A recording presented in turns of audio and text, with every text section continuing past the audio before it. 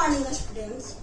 आज मैं आप लोगों को आपके पाठ्य पुस्तक क्षितिज के काव्य खंड का दूसरा पाठ वाक को बता रही हूँ। वाक को पढ़ने से पहले उसके कवित्री ललदत के बारे में थोड़ा सा जान लेंगे। कश्मीरी भाषा की लोकप्रिय संत कवित्री ललदत की काव्य शैली को वाक कहा जाता है। जिस तरह हिंदी में कबीर के दोहे, मीरा के पद, तुलसी की चौपाई और रसखान के सवैये प्रसिद्ध है, उसी तरह ललदत के वाक प्रसिद्ध है। अपने वाकों के जरिए उन्होंने जाति और धर्म की संकीर्णताओं से ऊपर उठकर भक्ति के ऐसे रास्ते पर चलने पर जोर दिया जिसका जुड़ाव जीवन से हो। उन्होंने धार्मिक आडंबरों का विरोध किया और प्रेम को सबसे बड़ा मूल्य बताया। उनकी सरल वाणी और भाषा में रचित रचनाएं आज भी कश्मीरी जनता की स्मृति में जीवित है। उनकी पहली वाक को मैं यहाँ बता रही हूँ। रस्सी कच्चे धागे की खींच रही मैं नाव, जाने कब सुन मेरी पुकार, करे देव भव सागर पार। पानी टपके कच्चे सकोरे, व्यर्थ प्रयास हो रहे मेरे, जी में उठती रह भूख, घर जाने की चाह। इस पंक्ति के माध्यम से कवित्री ने कहा है कि यह जीवन रूपी भवसागर को पार लगाने के लिए मेरा जो कर्म है वो इतना सुदृढ़ नहीं है। वह कर्म कच्चे रस्सी की बनी हुई है, वो उतना मजबूत नहीं है जिससे हम जीवन रूपी भवसागर को पार कर सके।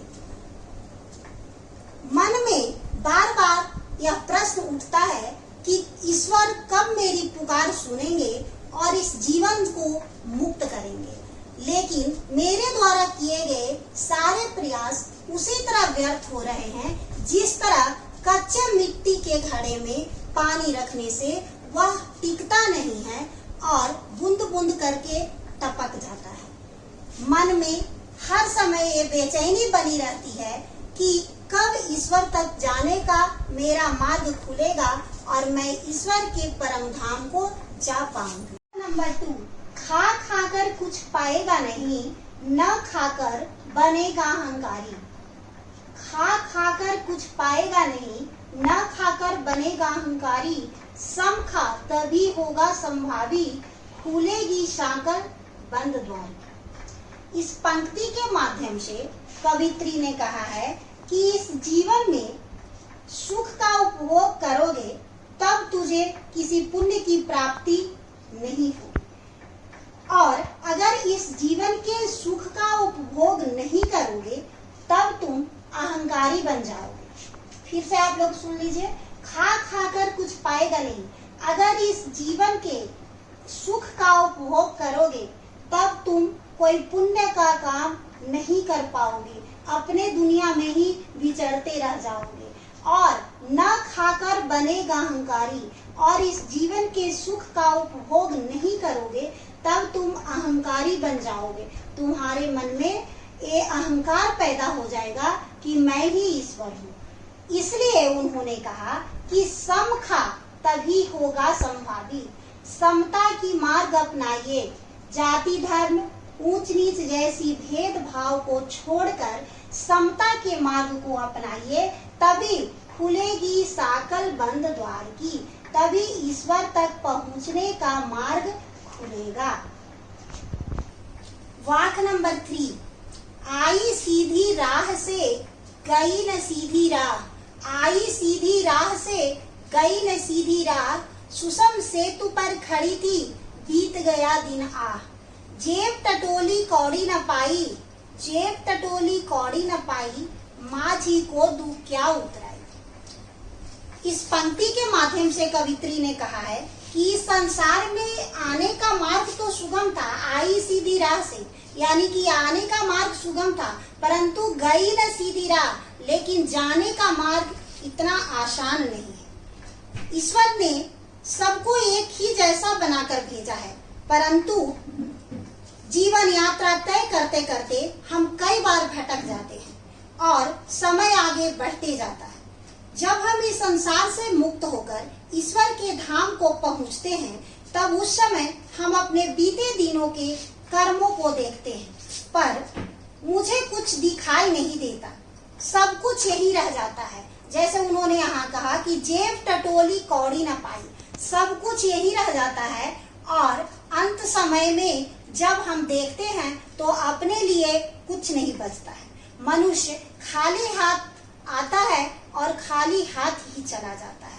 इसलिए कवित्री ने कहा है कि जब अंत समय में जब मैं जेब टटोली तो कौड़ी न पाई, यानी कि कुछ नहीं मिला, और उसके बाद मन में यही लगा कि मैं ईश्वर को क्या जवाब दूंगी। मनुष्य के पास ईश्वर को बताने के लिए कुछ नहीं होता है। उसने कोई दान धर्म के मार्ग को नहीं अपनाया होता है, कोई भी पुण्य के कार्य को नहीं किया होता है। उसका सारा धन संपत्ति यही रह जाता है और वह खाली हाथ ही जाता है। इसलिए अपने लिए पुण्य कर्म को करते हुए मनुष्य को आगे बढ़ते जाना चाहिए और पुण्य संचय करके ही उसे परम धाम की प्राप्ति की आशा करनी चाहिए। वाक्य नंबर 4, जलथल में बसता है सीधी, जलथल में बसता है सीधी, भेद न कर क्या हिंदू मुसलमान, ज्ञानी है तो स्वयं को जान, वही है साहब से पहचान। इस पंक्ति के माध्यम से कवित्री ललदत ने कहा है कि सृष्टि के कण कण में ईश्वर का वास है, यानी जल थल में बसता है सीधी, सृष्टि के कण कण में ईश्वर का वास है और सब एक ही ईश्वर की संतान है। हिंदू मुसलमान ईसाई जैसी कोई भेदभाव नहीं करनी चाहिए। भेद न कर क्या हिंदू मुसलमान, यानी जाति में धर्म में कोई भेदभाव नहीं करनी चाहिए। ज्ञानी है तो स्वयं को जान, ज्ञानी है तुम अगर। तो सबसे पहले अपने अंदर झांक कर देखो, अपने अंदर की बुराइयों को देखो, अपने अंदर सच्चाई का विकास करके देखो, वही है साहब से पहचान, वही तुमको परमात्मा तक जाने का मार्ग बताएगा और उसके माध्यम से ही तुम ईश्वर तक पहुंच पाओगे। इन सारे वाक्यों का अर्थ मैंने बता दिया और एक पीडीएफ बना करके भी मैं दे रही हूँ, जिसमें वाक्यों का अर्थ होगा और प्रश्न उत्तर भी होगा। आप लोग सब अच्छे से नोट कर लीजिएगा, प्रश्न उत्तर को भी और इसके अर्थ को भी।